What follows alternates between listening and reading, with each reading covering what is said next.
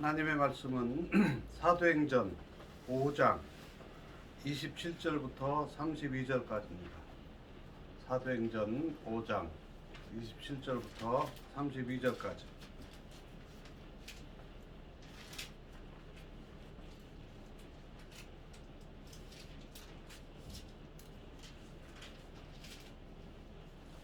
한 절씩 제가 교독하겠습니다. 제가 27절 읽습니다. 그들을 끌어다가 공회 앞에 세우니 대제사장이 물어 이르되 우리가 이 이름으로 사람을 가르치지 말라고 언급하였으되 너희가 너희 가르침을 예루살렘에 반복하지 하니 이 사람의 길을 우리에게로 돌리고자 함이로다.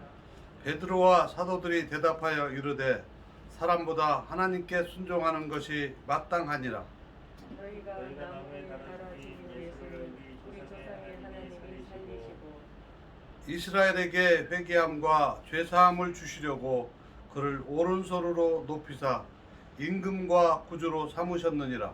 우리는 이 일의 증인이요 하나님이 자기에게 순종하는 사람들에게 주신 성령도 그러하니라 하더라. 아멘. 아멘. 이 저녁에 우리가 함께 은혜 받을 말씀의 제목은 사람보다 하나님께 순종해야 합니다. 오늘 29절 베드로와 사도들이 대답한 말입니다. 사람보다 하나님께 순종하는 것이 마땅하다. 사람보다 하나님께 순종해야 합니다. 참 요즘은 참 코로나 바이러스로 인해서 참 혼란한 시대에 살고 있습니다. 우리가 전에 경험하지 못했던 이 혼란한 전염병 때문에 사람들이 참 어려움을 많이 겪어요. 그로 인해서 경제적으로도 어렵고 그런데 정말 어려운 것은 우리가 전쟁 때에도 6.25 한국 전쟁 때에도 예배를 우리가 더 열심히 모여서 드렸고요. 일제 시대에도 일본의 탄압에도 신사참배를 반대하는 교회들 폐쇄하고 목사님들 잡아 가둬도 예배를 드렸어요. 역대 어느 독재 정권이 들어서도 교회에 예배하는 것을 금한 적이 없어요. 그런데 요즘에는 코로나 방역이라고 하는 이유로 교회 예배를 아무런 두려움 없이 한마디 양해도 구하지 않고 자기들 편한 대로 행정명령이라는 이유로 교회 예배를 못 드리게 하고 그러려면 교회 지도자들 불러다 놓고 상의를 해야 될 거 아니에요. 우리 상황이 이러니까 교회가 좀 협조 좀 해주십시오. 헌법의 가치는요, 종교의 자유는 방역의 의무보다 훨씬 더 소중한 가치입니다. 이거는 헌법 소원감이에요. 우리보다 민주주의가 발달하고 법이 발달한 법치주의가 발달한 미국에서도 예배를 금하는 것은 헌법에 위배된다라고 최근에 판례도 나왔어요. 그런데 일개 지방자치단체의 방역 부서에서 자기들 임의로 행정명령으로 교회 예배를 금하고 또 어떤 지역에서는 그 교회 모이는 거 예배 드리는 거 사진 찍으면 포상을 주느니 이런 말도 안 되는 일들이 벌어지고 있어요. 그래도 교회들이 힘을 내지 못하고 있어요.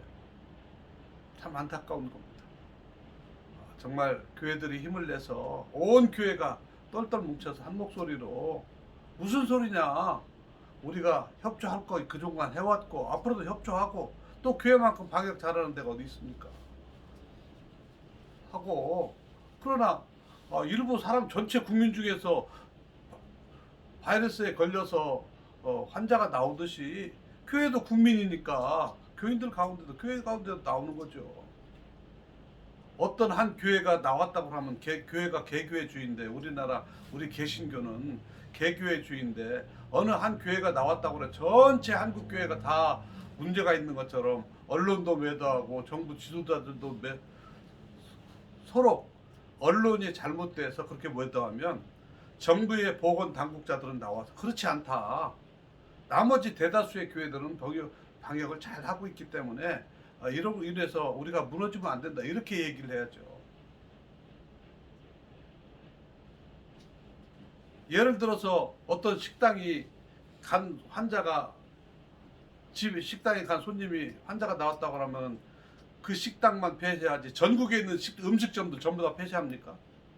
안 하잖아요.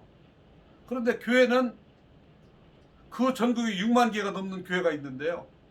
조그마한 교회에서 확진자 나오면 국민 중이니까 나올 수 있죠. 나오면 전체 교회들이 교회만 가면 환자가 나오는 것처럼 오도를 하고 왜곡해서 교회를 매도하는 이런 잘못된 세대가 되었어요. 그래서 벌금 매기고 또 이제 행정적으로 제약한다고 하니까 교회들이 지금은 꼼짝을 못하고 있는데 정말 마음이 아파요. 제가 선교사로 있지만 선교지에서도 공산권, 이슬람권 뭐 이런 몇몇 지역들, 특별한 그런 지역들을 제외하고는 요즘에는요 예배 다 드릴 수 있어요. 그런데 자유민주주의 국가인 대한민국에서 이 국가의 번영과 오늘날의 발전과 모든 것들의 기반이 교육 제도나 의료 시스템이나 모든 것들의 사회 전반적인 것들의 기본이 교회가 있는데, 기독교가 있는데 교회에 대해서 탄압하고 억제하는 것에 대해서 아무런 꺼리낌도 없이 주저없이 행하는 것에 대해서 저는 분노가 아니라 두려움을 느끼는 거예요.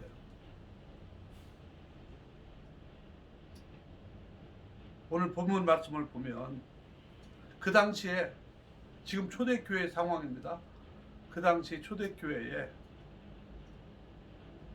얼마나 참 유대인들의 사이, 이스라엘 사람들에게 있어서의 대제사장과 서기관들과 바리새인들의 그들의 종교적인 파워는 오늘날의 우리의 입법, 사법, 행정을 모든 것을 통틀어 행하는 것과 같은 그 사회에 있어서의 엄청난 영향력을 가진 사람들이에요. 근데 그 사람들이 그 중에 지도자가 아마 뭐 대통령이나 국무총리쯤 되겠죠. 지금 대제사장이 얘기했으니까요. 그 사람들이 예수님의 제자들 베드로와 사도들을 불러다 놓고 예배하지 마라, 전도하지 마라 그렇게 할 때에 베드로가 뭐라고 했습니까? 사도들이 뭐라고 했습니까? 야, 오늘 본문에 보면 29절에 베드로와 사도들이 대답하여 이르되 사람보다 하나님께 순종하는 것이 마땅하니라.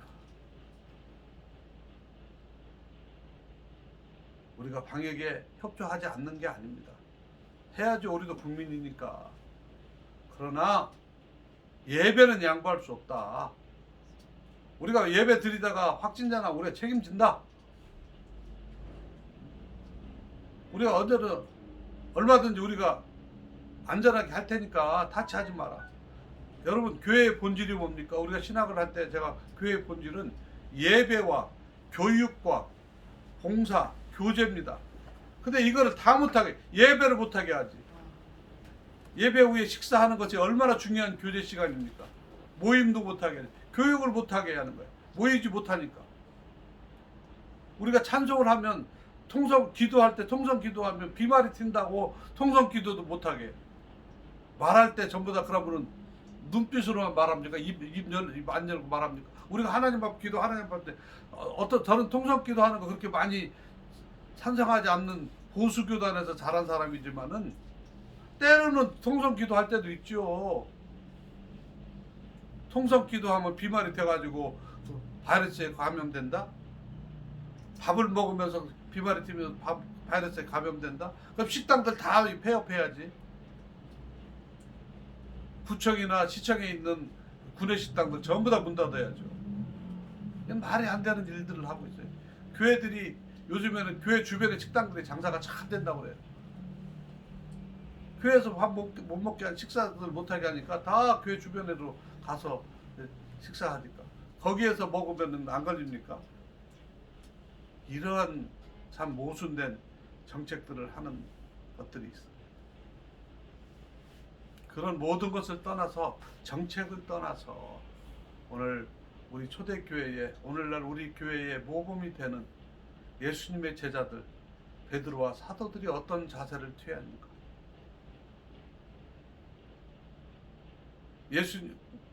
베드로와 사도들, 그 예수님의 제자들이 내 지도자였던 예수님을 저들이 십자가에 달려 돌아가게 죽인 그 집단에서 지금 위협하는 거잖아요. 그럼에도 불구하고 저들은 하나님을 섬겨야 된다라고 얘기했습니다. 이들은 하나님에 대한 굳건한 믿음이 있었습니다. 이들은 믿음을 가지고 초대교회의 성도들은 이렇게 지켰습니다. 베드로와 사도들뿐만이 아니라 하나님 앞에 예배하는 것을 목숨을 지키는 것과 같이 목숨보다도 소중하게 생각하고 믿음으로 행동했다 합니다. 두 번째로 예수님도 이 세상에 살면서 우리 세상에 사는 사람들이, 성도들이 어떻게 살아야 될 것인가에 대해서 말씀하고 계십니다. 마태복음 10장 28절에 보면은요, 우리 주님께서 이런 말씀을 하셨습니다. 베드로가 여쭤되, 마태복음 10장 28절 제가 읽어드리겠습니다. 몸은 죽여도 영혼은 능히 죽이지 못하는 자들을 두려워하지 말고 오직 몸과 영혼을 능히 지옥에 떨칠 수 있는 이를 두려워하라. 참새 2마리가 한 아사리온에 팔리지 않느냐? 그러나 너희 아버지께서 허락하지 아니하시면 그 하나도 땅에 떨어지지 아니하리라. 너희에게는 머리털까지 다 세신 바 되었나니 두려워하지 말라. 너희는 많은 참새보다 귀하니라.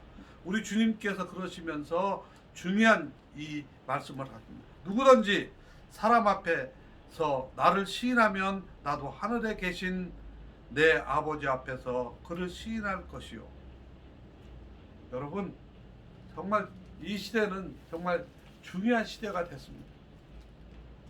제가 요즘에 예배 드리기가 참 자유롭지 못해서 시골에 있는 조그마한 시골 농촌에 있는 교회에 가서 예배를 드리는데요. 농촌이니까 나이들은 어르신들이 예배를 오는데요. 집에서 자녀들이 못 가게 하는 거예요. 아침에 월요일날 출근하면 농촌 지역이니까 뭐 조그마한 회사나 공무원들이나 뭐 학교에 있는 그런 직장에 있는 자녀들이 있는데, 출근을 하면 직장 상사들이 직장에서 물어본다는 거예요. 가족 가운데 교회 갔다 온 사람이 있느냐고. 그래서 자식들 때문에 눈치를 봐가지고 못 간다는 거예요.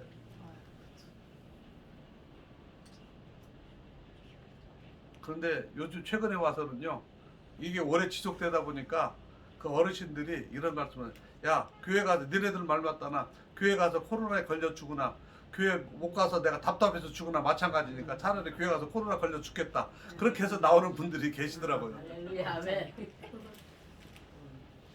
세상에 서울에도 마찬가지예요. 은행원들이나 회사원들이 출근하면 주일날 교회 갔다 온 사람들 명단을 적어내든지 물어본다, 확인한다는 거예요. 우리 주님이 말씀하셨습니다.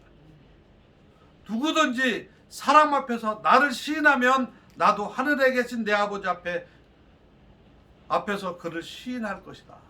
우리 주님이 말씀하셨습니다. 이 시대는 용기가 필요합니다. 예수님을 우리가 시인한다는 것은 예수님을 증거한다는 거예요. 예수님을 보장한다는 거예요. 보증인이 된다는, 보증인. 보증인은요, 보증 잘못하면 우리 재산도 날아가고 모든 건 날아가죠. 그러나 그 증인을 잘 쓰면 우리가 상급을 받아요.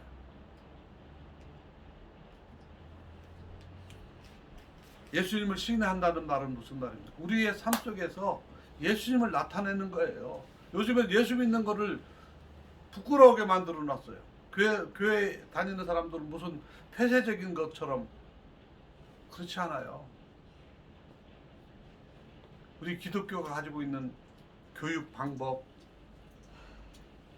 철학, 삶의 원리, 윤리 도덕 이런 것들은 세상에서 월등한 겁니다.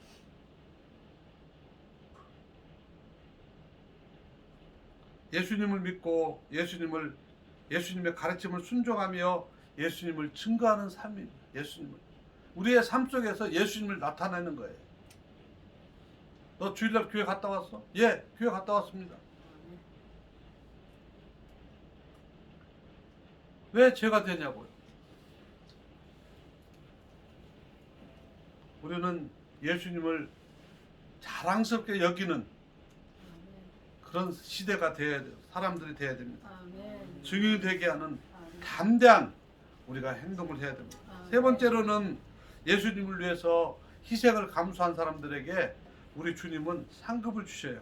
아멘. 마가복음 10장 29절 30절 말씀에 보면 예수께서 이르시되 내가 진실로 너희에게 이르노니 나와 복음을 위하여 집이나 형제나 자매나 어머니나 아버지나 자식이나 전토를 벌인 자는 현세에 있어 집과 형제와 자매와 어머니와 자식과 전토를 100배나 받되 박해를 겸하여 받고 내세의 영생을 받지 못할 자가 없느니라. 마가복음 10장 29절 30절 말씀입니다. 이 말은 예수님을 섬기기 위해서 때로는 직장에서 불이익을 당할 수도 있고 사회적으로 우리가 어려움을 당할 수도 있습니다. 그러나 우리 주님이 분명히 말씀하셨습니다. 집이나 형제 자매 가족 부모 자식까지 다 잃는 우리의 땅까지 다 잃어버리는 재산을 토지를 다 잃어버리는 것과 같은 그런 핍박을 불이익을 당해도 예수님을 위해서 우리가 그런 불이익을 감수하고라도 예수님을 위해서 따라가면 예수님을 믿고 따라간다고 하는 것은 우리 주님께서 상급을 주신다는 거예요. 이 세상 살면서 그냥 외면하는 것이 아니라